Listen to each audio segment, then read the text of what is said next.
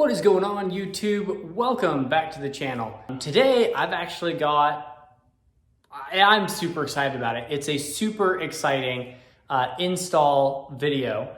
I was able to pick up a part of a bike that I've been honestly wanting for some time now. Now, I've owned quite a few of this specific kind, but as you saw from the thumbnail, we have got the 2020 Fox 36 Factory in, of course, the most obnoxious color you could possibly get this thing in. Now, some of you may be wondering why the heck swap out a 160 mil Fox Elite Performance, which is a phenomenal fork, by the way, with something like this.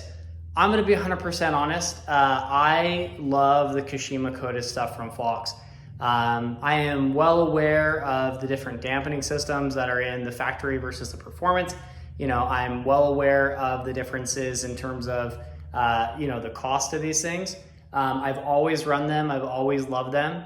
And I'll be honest, the whole orange thing, I just kind of wanted one of these for a long time.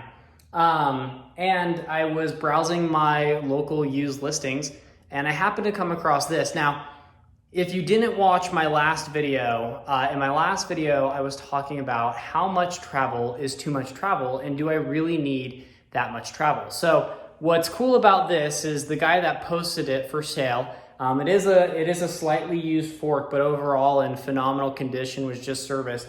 Word to the wise, be careful when you're buying used bike equipment. Just make sure that you ask the right questions and you know what you're getting yourself into before actually spending and dropping some serious coin on some of the stuff. But the guy on the ad, he had the fork set up as a 160, but he also included a dampening, I think it's called a dampening system. Honestly, I believe a spring set or something. But he also included the spring set to reduce the travel from 160 down to 150. Now, I am kind of actively looking for a little bit of a new bike. I love the components on my Canyon Strive. I think they're awesome. But I am looking for something just a little bit different. And one of the things that I kind of got into was this buyer's paralysis of, I didn't know exactly what I want.